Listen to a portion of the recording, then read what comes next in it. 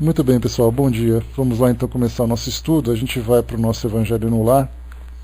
O texto do nosso livro Fonte Viva é o de número 20, Diferença. É um texto que reforça em nós muito mais do que a fé, mas de fato o nosso comprometimento com a fé que a gente abraça, porque hoje nós vemos no nosso mundo uma situação bastante interessante, que são as pessoas que buscam, que é o fato das pessoas buscarem com muita intensidade as suas igrejas, os seus templos, os seus centros espíritas, mas vão em busca em virtude de necessidades. Eu preciso de ajuda, né? E aliás essa, no caso do nosso país, por exemplo, é um país que tem ali as suas carências, tem ali as suas necessidades, né? E nesse caso a gente observa que as pessoas então vão se aproximam de suas religiões em busca da assistência de Deus, assistência espiritual, assistência dos santos, seja lá qual for a crença que professem, mas sempre se aproximam em busca de auxílio. Sempre tem esse ponto fundamental. Então hoje nós vemos, né, todas as instituições religiosas enchendo cada vez mais, aquelas que vão esvaziando é porque as pessoas migram de uma instituição para outra, buscando uma assistência mais intensa, mais concreta, mais prática. Então a nossa relação com Deus, ela se tornou então uma relação baseada nos nossos interesses, nas nossas necessidades.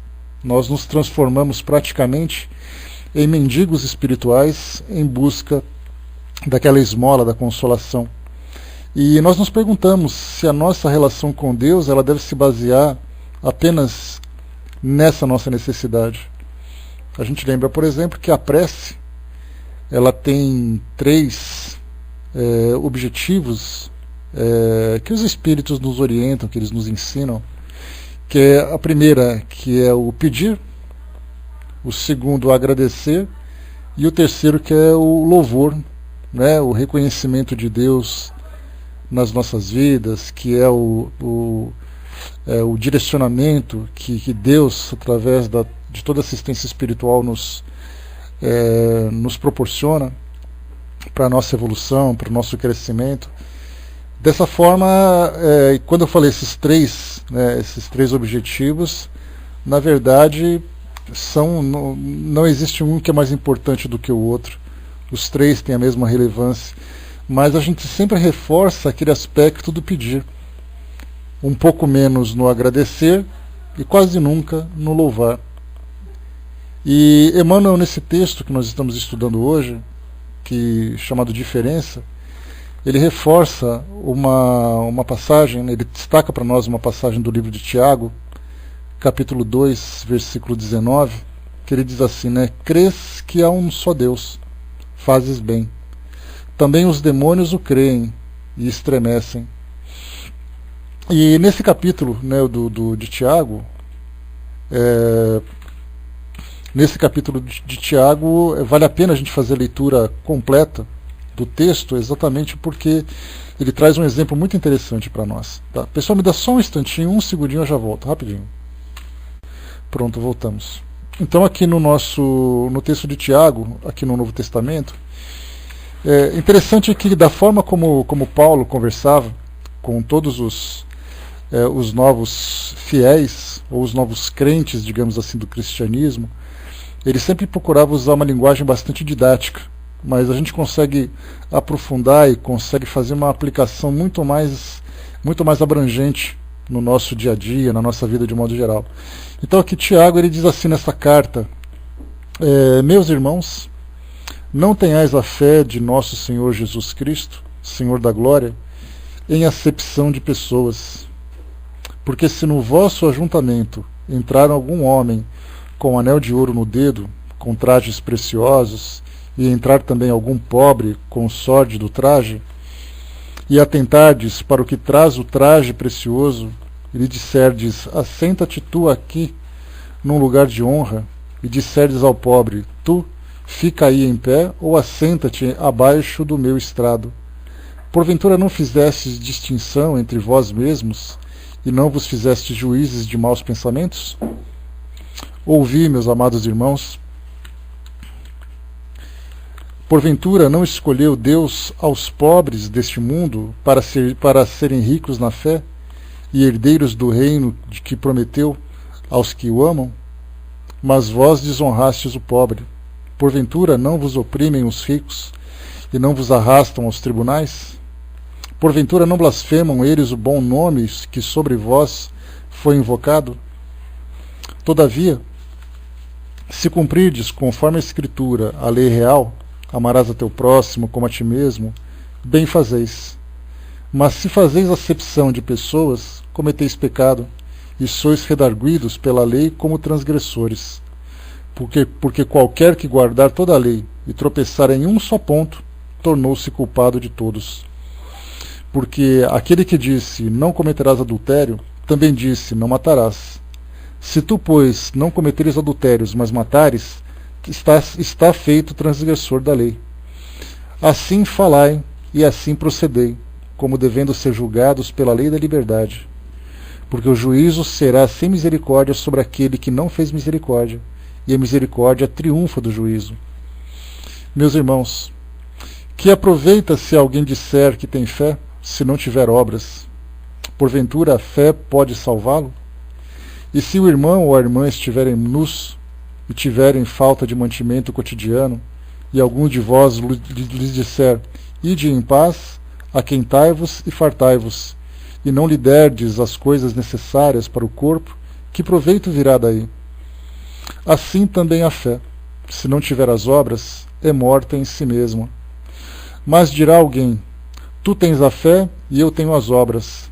Mostra-me a tua fé sem as tuas obras, e eu te mostrarei a minha fé pelas minhas obras.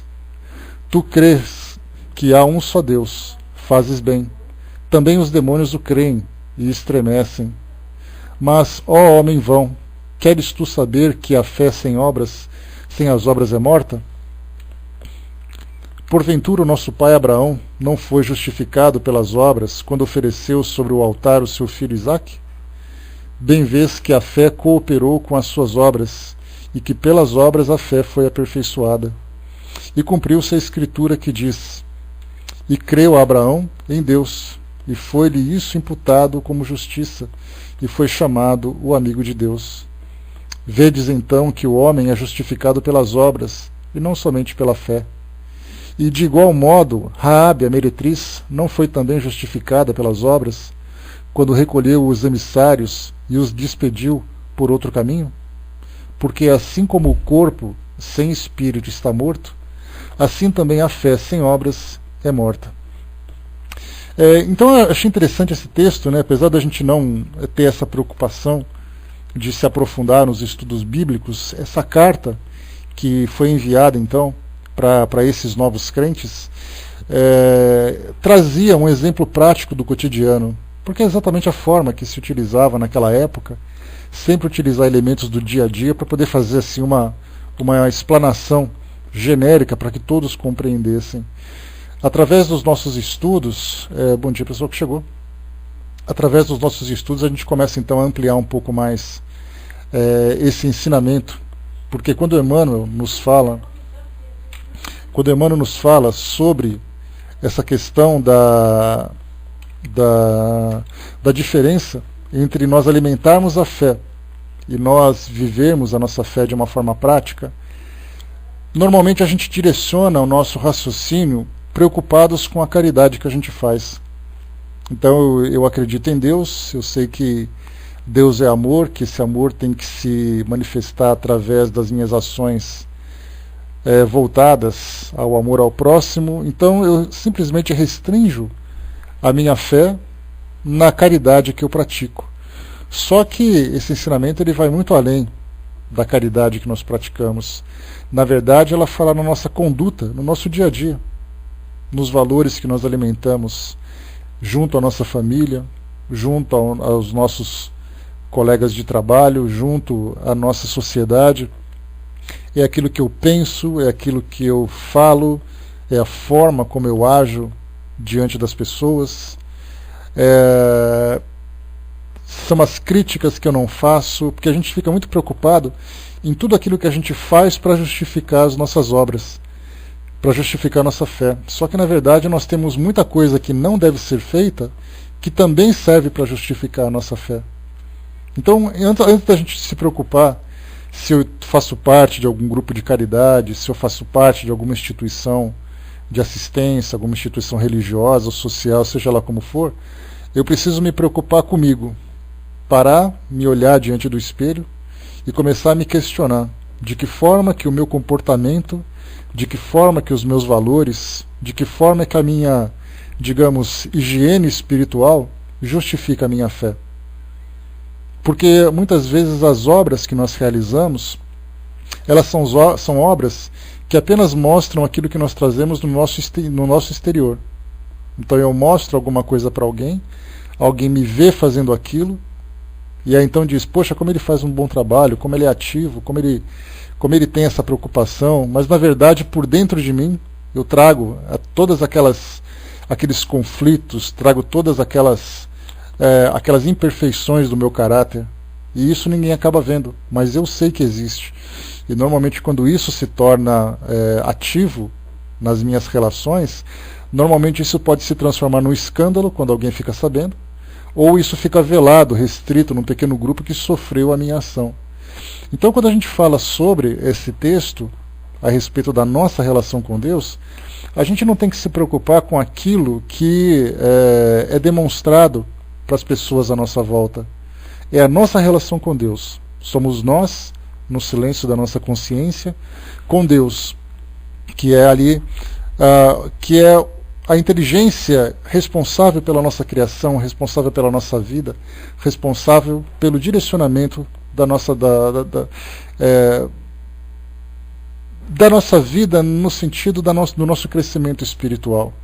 É fundamental que a gente faça essa reforma íntima, como nós já conversamos tantas e tantas vezes, e como a doutrina espírita reforça a grande preocupação da nossa transformação interior, a grande preocupação com a nossa transformação moral, e daí inclusive o próprio Espírito Verdade fala para nós que o verdadeiro espírita, o Kardec fala sobre isso, que o verdadeiro espírita é aquele que se esforça para se transformar, é aquele que aprende com os seus valores, é aquele que consegue realmente demonstrar uma transformação no seu caráter conforme vai absorvendo cada vez mais conhecimento. Aqui, nesse texto bíblico, Paulo diz para nós que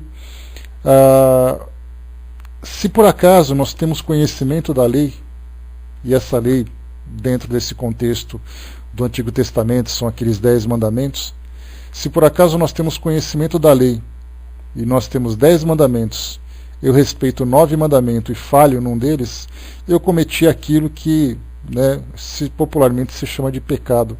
Então todas as demais leis também caíram por terra porque simplesmente eu falhei no meu caráter.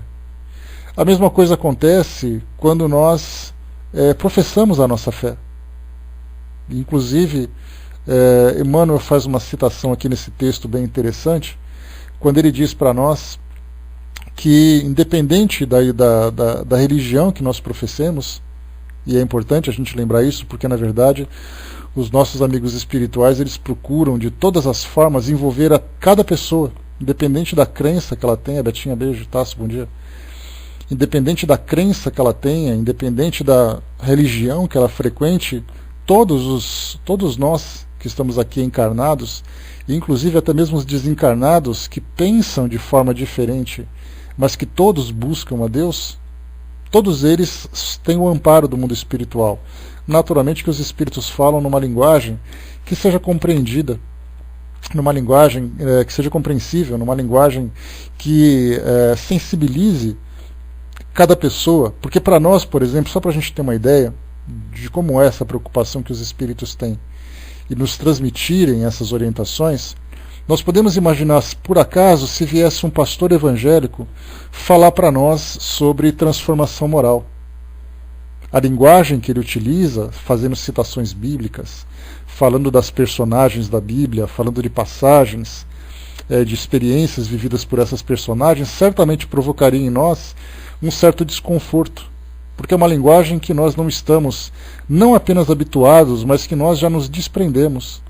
A mesma coisa seria se nós, como espíritas, fôssemos conversar com um grupo de evangélicos e falássemos na nossa linguagem, falássemos da presença dos nossos amigos espirituais, falássemos de oportunidades reencarnatórias, falássemos sobre lei de causa e efeito, né? Falássemos sobre tudo aquilo que a doutrina espírita nos traz como base doutrinária, certamente também provocaria, né, uma certa desarmonia com o modo de pensar desses nossos irmãos, e assim cada religião trazendo ali o seu pensamento. Então o mundo espiritual está muito preocupado com cada pessoa e respeita essa linguagem. Isso que é fundamental. Então, se hoje nós temos um espírito que vem através de uma psicografia e nos traz uma mensagem, nós temos um evangélico, um católico, que é inspirado por um outro espírito, não de uma forma ostensiva, né, na maioria das vezes, para não provocar nenhum tipo de choque de crenças, choque de valores, né, de valores religiosos principalmente. Então eles procuram, de modo muito sutil, falar naquela mesma linguagem. Então a gente vê que essas mensagens que chegam para nós e a preocupação que Emmanuel teve em citar essa questão de não importando a religião que a pessoa siga, é exatamente isso. Todos nós buscamos a Deus. Todas as religiões, sendo espiritualistas, como nós já conversamos, elas buscam a continuidade da vida no mundo espiritual, elas buscam a imortalidade do espírito. E esse espírito vivo no mundo espiritual tem uma única destinação, que é se elevar em direção a Deus. A questão é, será que a nossa crença, a nossa fé, é o suficiente para que a gente alcance esse objetivo? Pelo modo como as doutrinas tradicionais transmitem essas ideias, basta que nós cumpramos alguns rituais, basta que nós frequentemos as nossas instituições, que nós decoremos passagens dos livros que são a base filosófica de cada religião, que já é o suficiente.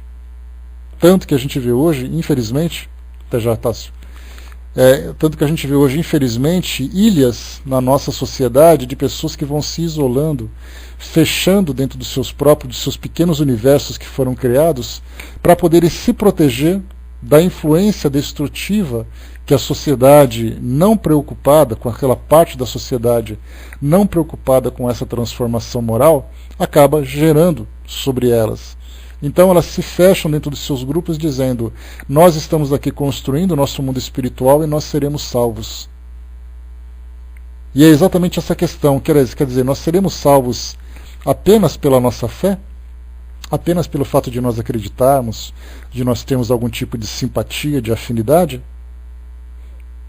Lembram que então os nossos amigos espirituais, tanto na Bíblia, como também aqui nos livros de estudos que nós temos, que é fundamental que nós demonstremos na prática aquilo que nós acreditamos. Wagner colocou, daí o Evangelho tratar apenas do aspecto moral, sim. Só que o engraçado, Wagner, é que essa questão do aspecto moral, nós continuamos ainda apenas naquela questão do decorar.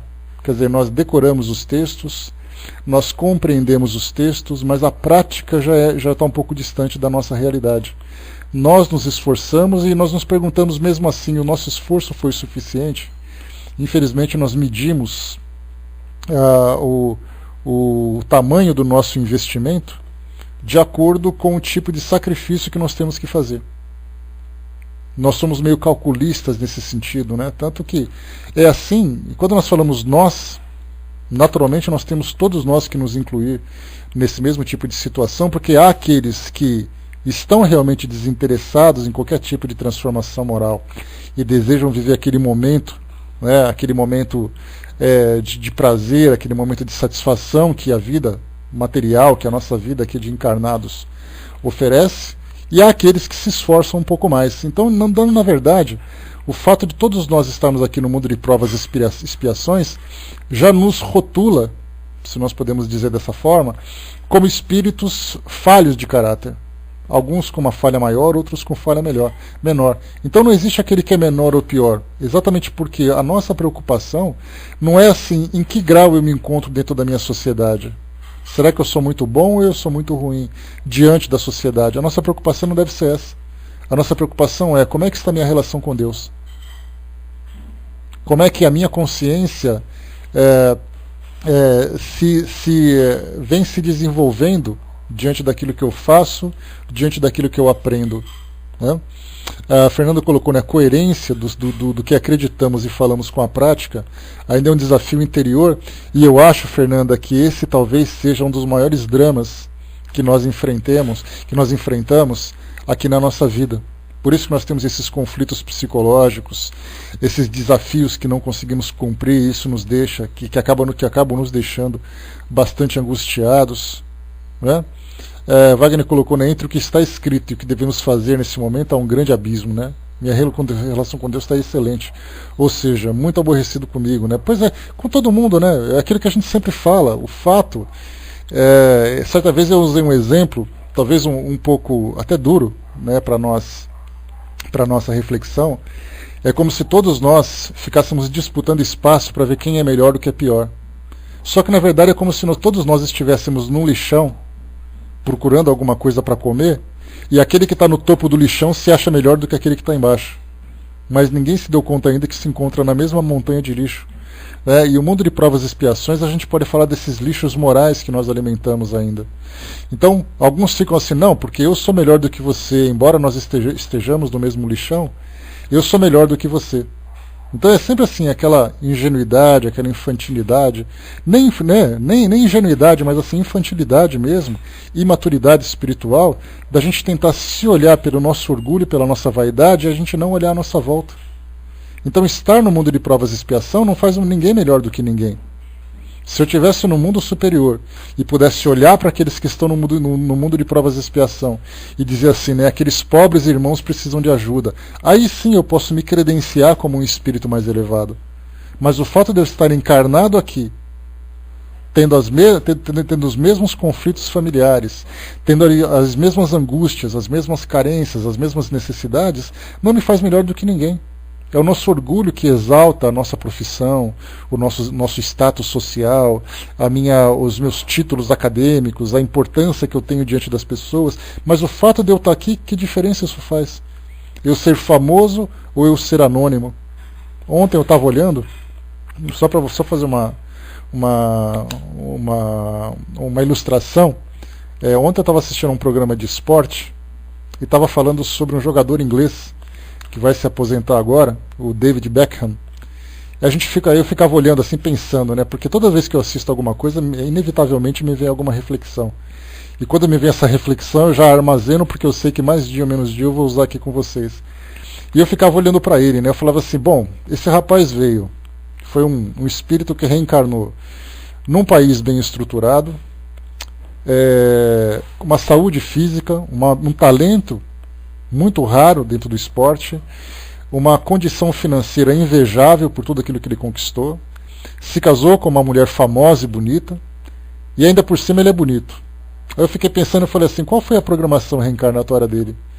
Para ele receber todos esses benefícios, ele ser famoso, ser habilidoso, ser bonito, ser reconhecido e coisa e tal. Aí eu fiquei pensando, falei, poxa vida, tem gente que nasce feia, pobre e com 38 anos ainda, né? Eu falei, ainda tem uma vida inteira pela frente para desfrutar.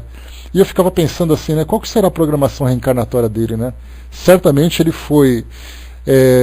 a princípio a gente pensa assim, né? Ele foi beneficiado com todos esses dotes.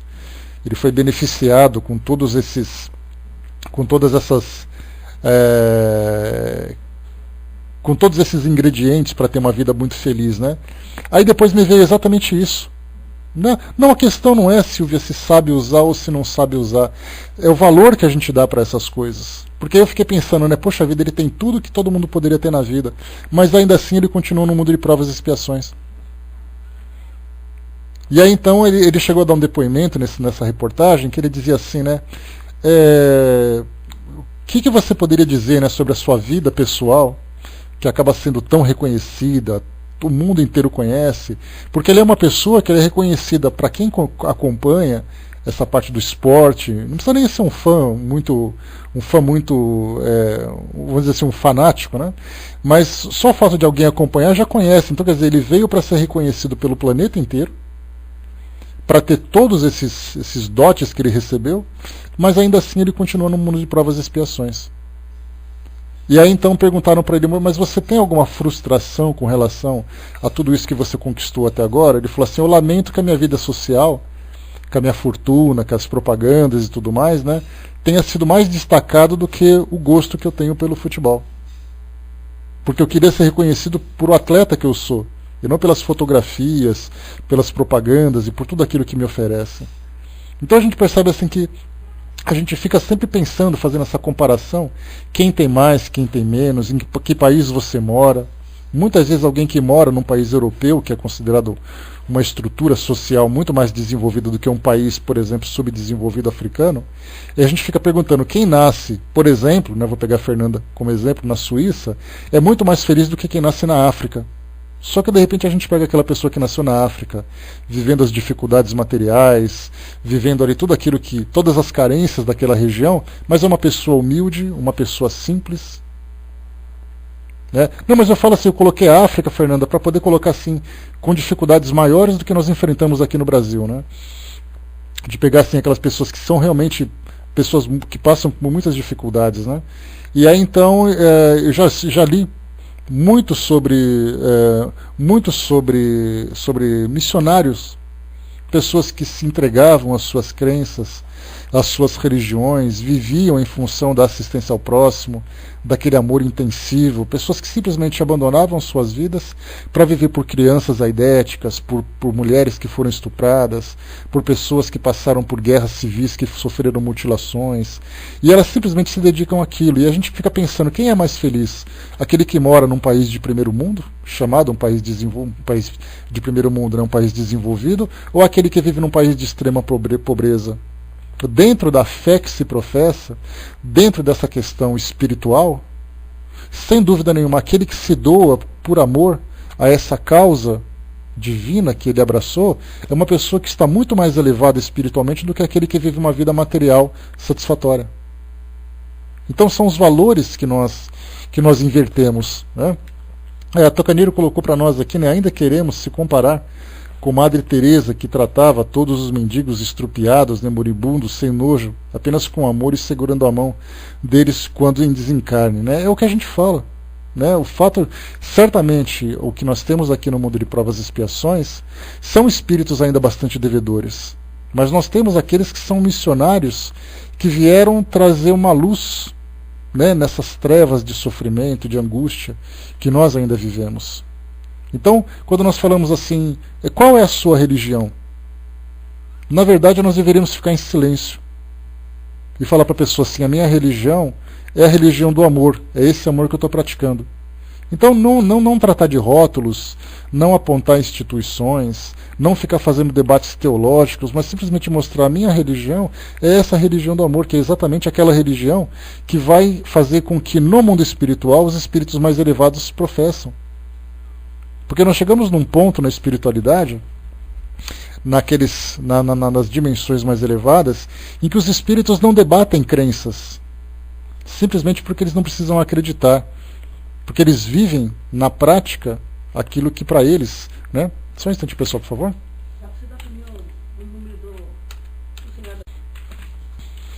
Voltando, só um instantinho.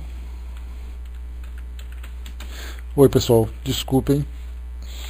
Vamos lá de novo então, que eu falar para vocês. Nessa questão de, quando nós temos esses missionários que reencarnam entre nós aqui, trazem exatamente essa proposta. Né? Vai com Deus, Liriane, bom dia, bom fim de semana. Trazem exatamente esse exemplo, né? E a gente falava sobre os espíritos nas dimensões mais elevadas. Então a linguagem que eles utilizam é a linguagem do amor. Naturalmente, alguns desses espíritos mantêm aquela característica da fé que eles seguiam quando estavam encarnados, mas é simplesmente uma questão de afinidade. Não existe mais a preocupação com debates. Porque mesmo que ele esteja naquela condição, com aquela característica da fé que eles abraçavam, é muito mais para poder influenciar aqueles que ainda pensam como ele, mas numa dimensão mais inferior, numa escala menor. Porque eles, quando tratam dos seus pares, e quando a gente fala dos seus pares, a gente imagina assim que são espíritos de uma patente muito elevada, que podem se olhar e se falar realmente como irmãos, falando a linguagem do amor, sem a preocupação de que modo que eles devem se aproximar de Deus, simplesmente porque eles já estão próximos de Deus. Essa é a diferença. Vamos ver aqui então o texto que Emmanuel trouxe para nós, para a gente poder concluir aqui o nosso raciocínio. Então, Emmanuel separou para nós aqui a passagem de Tiago, capítulo 2, versículo 19. Crês que há um só Deus, fazes bem. Também os demônios o creem e estremecem.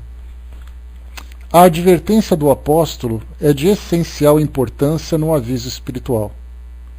Esperar benefícios do céu é atitude comum a todos. Adorar o Senhor pode ser trabalho de justos e injustos. Admitir a existência do governo divino é traço dominante de todas as criaturas. Aceitar o supremo poder é próprio de bons e maus. Tiago foi divinamente inspirado nesse versículo, porque suas palavras definem a diferença entre crer em Deus e fazer-lhe a sublime vontade. A inteligência é atributo de todos. A cognição procede da experiência. O ser vivo evolve sempre e quem evolve aprende e conhece. A diferenciação entre o gênio do mal e o gênio do bem permanece na direção do conhecimento.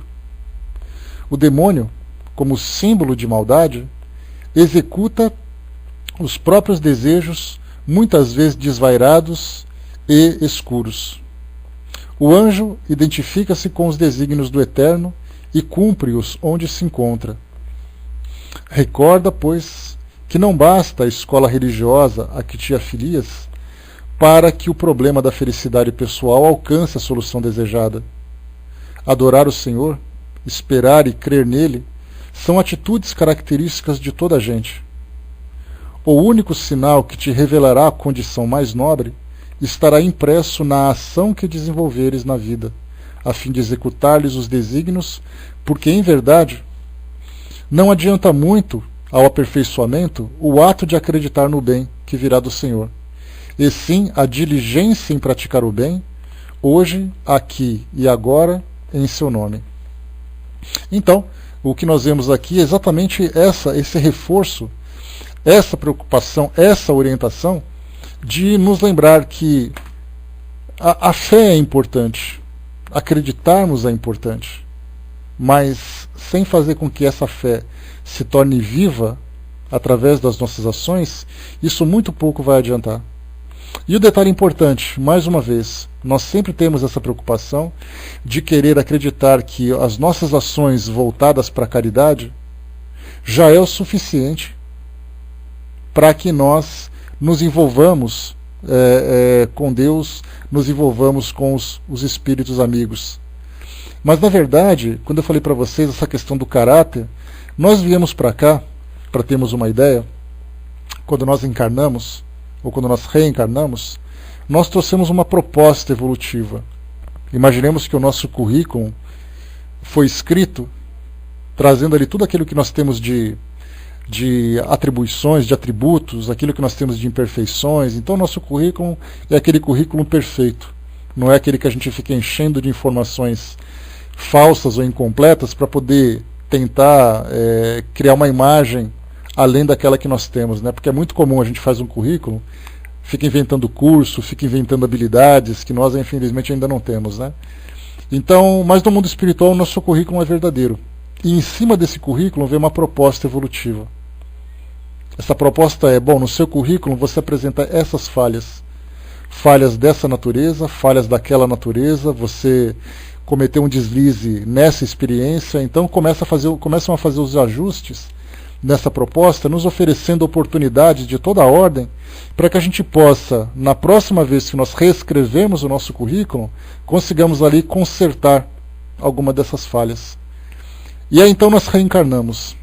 Aí chegamos aqui e nós começamos a brincar de ser felizes, porque nós acreditamos que a nossa felicidade se baseia ainda nos prazeres que nós conseguimos desfrutar.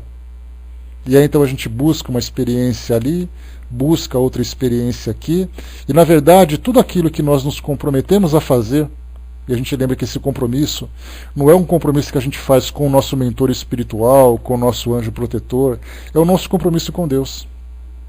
Então o meu compromisso é fazer com que o meu caráter se torne mais depurado, com que a minha consciência se torne mais tranquila, que a minha relação com as pessoas seja uma relação mais saudável.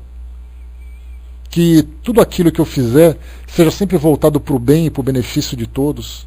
Essa é a minha proposta. E é exatamente isso que Deus espera de nós, e foi através disso que nós nos comprometemos com Deus. E aí então, quando nós chegamos aqui, cada um vai se aproximando da sua crença de acordo com sua preferência. Essa preferência significa, bom, eu gosto mais dessa religião, eu gosto mais daquela religião que é mais bonitinha, aquela religião que é mais interessante, aquela que é mais alegre, aquela que é mais estudada, aquela que tem as práticas que me agradam. Então a gente começa a se aproximar por afinidade, acreditando que nós estamos nos aproximando com Deus. Muitas vezes eu posso não acreditar sequer na existência de Deus. Em virtude do ateísmo, ser ali a minha filosofia de vida, pelo fato de eu não concordar com as expressões religiosas atualmente. Então eu simplesmente falo, olha, quer saber? Eu não acredito em Deus, já que é isso que eles me apresentam. Mas a minha conduta é irretocável. Uma pessoa de caráter, uma pessoa produtiva, uma pessoa caridosa também, uma pessoa que valoriza a sua família, valoriza seus amigos, valoriza a si mesmo.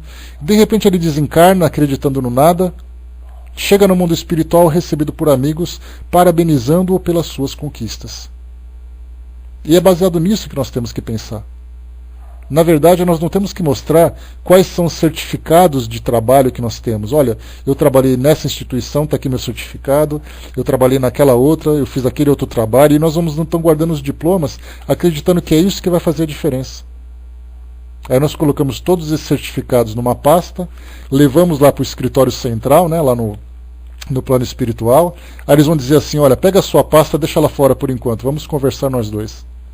Aí a coisa começa a pegar. Porque a gente acha que aquilo tudo vai justificar o nosso caráter. E na verdade o nosso caráter somos nós conosco mesmos.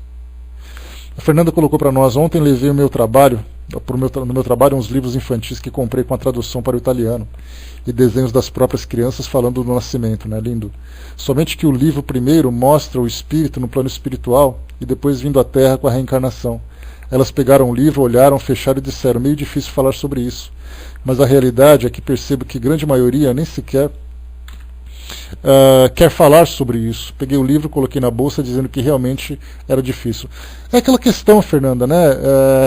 Quando você fala sobre dogmas, quando você fala sobre bases doutrinárias de uma religião para outra, de uma crença para outra, é difícil você entrar. Então, na verdade, assim, antes de falar sobre a questão da reencarnação, de você falar sobre a programação reencarnatória, é falar dentro da linguagem que eles acreditam. Aquilo que eu falei para vocês no começo. Não adianta você apresentar ideias que são contrárias àquilo que as pessoas pensam. Elas não são melhores, elas não são piores, elas apenas fazem uma interpretação diferente. Então, você apresentar um livro como esse, quando eles colocaram, é difícil você falar nisso, seria como se você estivesse ameaçando violar a crença que eles têm. Então, realmente é muito complicado. Eu, um tempo atrás, como vocês já conhecem, né, poderíamos, se eles não se sentissem violados por isso. Na verdade, a iniciativa, a curiosidade tem que ser deles. Eles têm que demonstrar o interesse em conhecer. Você pode fazer a proposta, você fez. Eles não aceitaram, acabou aí. Se você insistir, aí você acaba criando um atrito, né, infelizmente. Já contei para vocês essa história, né, um amigo muito antigo que eu tenho. Vivemos ali a nossa adolescência como irmãos praticamente. Depois de um certo tempo eu segui o caminho do espiritismo e ele fez a faculdade de teologia e hoje ele é pastor da igreja metodista, né, um pastor muito atuante, um pastor que trabalha com muita dignidade, com muito caráter, né, e realmente se nós podemos usar a acepção da palavra para dizer que é um pastor de ovelhas conduzindo para o bem, né, eu posso colocar essa referência desse meu amigo. E aí então, certa vez a gente estava conversando e ele falou sobre uma atividade que ele estava desenvolvendo na igreja dele, trabalhando com as crianças, né, na parte de evangelização e também de outras crianças convidadas da região.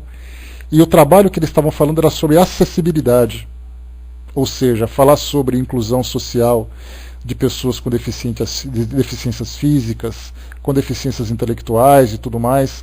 E aí então ele me convidou para poder falar para essas crianças. Você não quer dar uma chegadinha até lá? para poder falar, né? Eu falei, vou com o maior prazer, né? Imagina, é um convite de um amigo meu, independente de onde for, eu vou. E eu cheguei até lá, né? A gente foi, estava aquele bando de crianças, tinha umas 60 crianças, mais alguns pais, para poder ouvir o que eu tinha para falar e tal. E vocês não imaginam o cuidado que eu tive para poder usar uma linguagem que não violasse a crença deles. Porque nós estávamos dentro da igreja metodista, lá no meio do salão da igreja mesmo, né, uma igreja muito bonita por sinal. Eles conseguiram construir assim, um prédio muito bonito. E eu estava lá atrás, junto com esse meu amigo pastor sentado do meu lado, e eu falando para essas crianças, doido para falar de reencarnação, doido para falar da assistência espiritual que todo mundo tem, para falar de um monte de coisa. Eu tive que segurar tudo isso para poder utilizar uma linguagem que eles compreendessem. E aí então nós falamos essa linguagem da fraternidade entre as pessoas, da cooperação, do amor ao próximo, como é trazido no Evangelho e tudo mais, e felizmente o resultado foi positivo. Mas se eu falasse uma palavra sequer, que fosse contrária à crença deles, toda a mensagem que eu gostaria de transmitir cairia por terra. Porque na verdade eles esqueceriam tudo aquilo que eu falei e ficaria concentrado na polêmica. Mas é exatamente isso, Osmar, que a doutrina espírita nos passa. Quando você fala que o fundamento essencial do Espiritismo, que é fora da caridade não há salvação, a caridade também é a expressão do amor. É a caridade moral, é a caridade da compreensão, é a caridade da tolerância. Se nós não vivermos isso na nossa prática e tentarmos agredir as pessoas com as nossas convicções, com o nosso modo de pensar, porque a gente tem essa arrogância de dizer que a doutrina espírita é uma doutrina intelectualizada, que o resto é uma fé cega, é uma crença que não se baseia em nada que é racional e tudo mais, a gente tem essa arrogância. Só que na verdade quando a gente coloca isso em prática, quando a gente provoca esse tipo de desequilíbrio, a gente vai exatamente contra aquilo que a nossa própria crença traz como base. Né? Deixa eu ver aqui, o Nando colocou para nós, daqui durante o tempo todo sermos julgados no astral, né, do jeito que nos passam. Parece que o nosso lar sempre estão nos analisando, né? Na verdade nós somos atraídos, Nando, pelas nossas afinidades. E felizmente no plano espiritual nós encontramos espíritos que são bastante generosos e bastante caridosos também, nesse sentido. E por isso eles sempre respeitam as nossas limitações. Na verdade o julgamento que existe no plano espiritual é um julgamento de pessoa para pessoa. Eu julgo você porque eu não vou com a sua cara, e você me julga porque não vai com a minha cara. Mas quando nós nos deparamos com esses amigos espirituais, eles simplesmente nos abraçam. Graças a Deus a gente acaba vivendo essa realidade lá, contando com essa generosidade, com essa caridade desses amigos. Então, meus irmãos, nós vamos fechar por aqui o nosso trabalho. Né? Tá, obrigado, Cindizinha. Esperar ela voltar agora. Né? Deixa eu ver aqui, né? O Fristone colocou, a igreja metodista é bastante liberal. Eu conheci o saudoso reverendo Braga, né? Um verdadeiro cristão. Eu fiz parte da igreja metodista, né, Fristones? Tanto que, né, o fato que eu comentei com vocês desse amigo, isso foi nos meus 19 anos, entre 18 e 19 anos, mais ou menos. Fiquei uns 2 anos participando daquelas atividades. Muitos amigos, morro de saudade daqueles meus amigos de lá. Né, converso com eles hoje pelas redes sociais e tudo mais, mas é sempre assim, eu evito qualquer tipo de conversa sobre essa questão. Porque na verdade assim, o carinho e o amor que eu sinto por aquelas pessoas transcende qualquer tipo de diferença de crença, porque assim como eles me respeitam por aquilo que eu penso, eles também são respeitados por aquilo que eles pensam. Então eu fiz parte daquela igreja e ela me trouxe uma instrução muito grande. Então quando eu falo assim sobre fé, a referência que eu tenho é muito mais aquela igreja do que a própria doutrina espírita, das pessoas que professam a doutrina espírita. Só que ali é uma fé muito mais voltada para essa busca, né, de Deus que eles têm. Enquanto que nós buscamos o nosso entendimento, a nossa compreensão. Então quando eu falo para vocês assim que tudo aquilo que eu vivi na minha vida dentro da igreja católica, estudando numa escola católica, fazendo parte da igreja metodista, estudando todos esses conceitos esotéricos, abraçando o espiritismo definitivamente, com todo esse amor que eu tenho, somando um pouco de experiência em cada grupo, né? Uma parte que é mais tolerante, a outra que é mais fervorosa na sua crença, outra que traz ali dentro das suas práticas também essa busca. Então eu vou somando um pouquinho aqui, somando um pouquinho ali, e formei o meu próprio conceito, né? Formei ali a minha própria, o meu, vamos dizer assim, o modo como eu tenho de me comunicar com Deus, né? Então, quer dizer, todos nós somos assim. A gente vai formando, né, dentro de nós as nossas convicções baseado nas experiências que nós tivemos. Né? Então, assim, em todas as religiões nós encontramos pessoas que são muito generosas, pessoas que são muito sábias, pessoas que são muito amorosas. Né? Infelizmente, nós encontramos também aqueles que são muito mais voltados para o interesse que a religião pode, para os benefícios que a religião pode oferecer. E não simplesmente você utilizar a sua fé para transformá-la em obras, para mostrar realmente a compreensão. Essa é a diferença que a gente vê. Então nós temos que nos preocuparmos com isso agora. Nós nos olharmos diante do espelho e dizer assim, o que você exatamente está fazendo daquilo que você acredita. E aí então a gente começa dia após dia, gradualmente, fazendo esse trabalho, né? Pois é, Tássio, não tem. Essa questão de religião é uma questão de. É igual time de futebol, é religião, é política, cada um tem as suas convicções, tem as suas preferências. Mas o ser humano é aquilo que ele é. O ser humano ele vai demonstrar aquilo que ele é na prática. Né? Então é nisso que nós temos que nos preocupar, nisso que nós temos que nos valorizar. Né? Então, pois é, e tem que continuar, né? Tem que ser sempre assim.